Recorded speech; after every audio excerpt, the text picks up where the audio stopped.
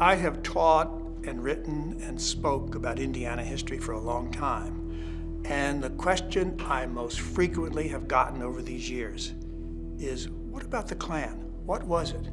Was Indiana a Klan state? And I thought I needed to write a short and accessible answer to that basic question. Jim Madison, an emeritus professor of history at Indiana University, has spent a lifetime writing and talking about the heritage of the Hoosier state. But perhaps no other chapter in Indiana's past is more complicated than the resurgence of the Ku Klux Klan during the 1920s. I've been deeply troubled by issues of exclusion and of us and them kinds of categories that Americans have created from the very beginning. And I think there's no organization in American history that better brings that issue of us and them to light than the Ku Klux Klan. During the 20s, Indiana was one of the Klan's major strongholds, claiming more than 1/3 of all native-born white Protestant citizens as its members. Madison has written a new book on the history of the Klan in the region and explores why Indiana became such a leading force for the Klan during the early part of the 20th century.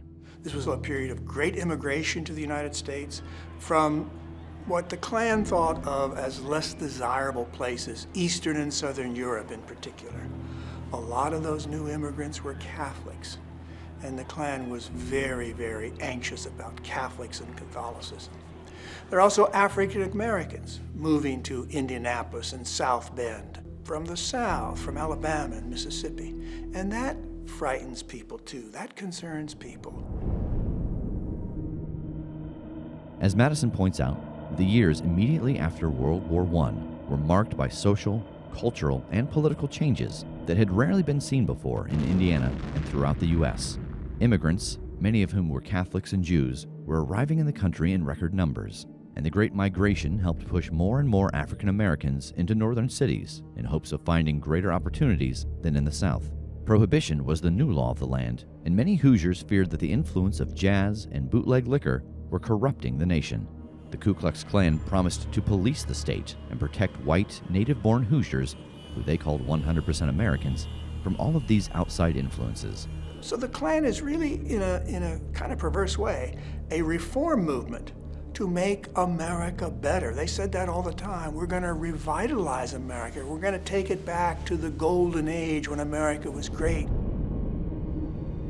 They were very sophisticated, very smart. They were on the cutting edge of marketing, of selling, of making their organization widely popular, of recruiting members. They did a superb job at that, and they used all the best techniques of the 1920s. Propaganda posters, parades, demonstrations, rallies, cross burnings, theater of that sort. Klan propaganda was everywhere. The most popular movie of the era was the D.W. Griffith film, The Birth of a Nation, a dramatic retelling of the Civil War from a Southern perspective. Klan rallies in Indiana were huge. One July 4th rally in Kokomo attracted thousands of citizens and featured Klan leaders flying in on barnstorming airplanes. The Klan even recorded its own music at a studio in Richmond, Indiana, which ironically also recorded some of the earliest known jazz records in history.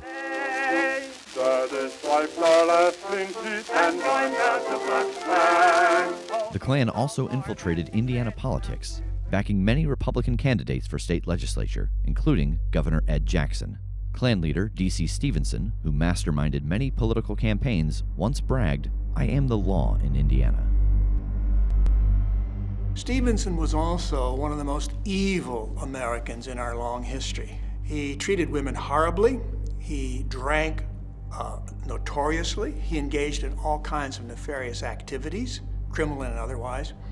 And the single point that brought him down was the rape and murder of a young woman, Madge Oberholzer, who died as a consequence of Stevenson's actions. But there are multiple Klan scandals at the local level and at the state level.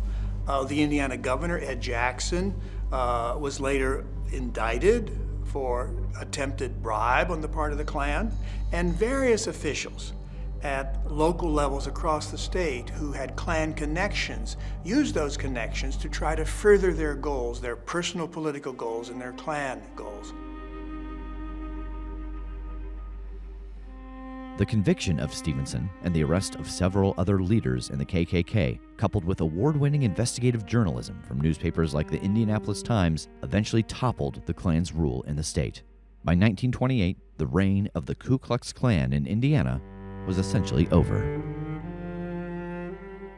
The past is still with us.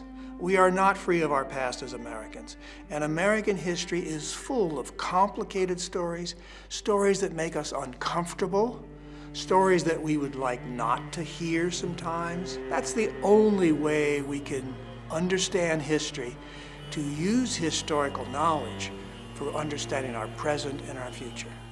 It may not be patriotic history as some would like to have it, but it's truthful history, it's real history, it's history for us today.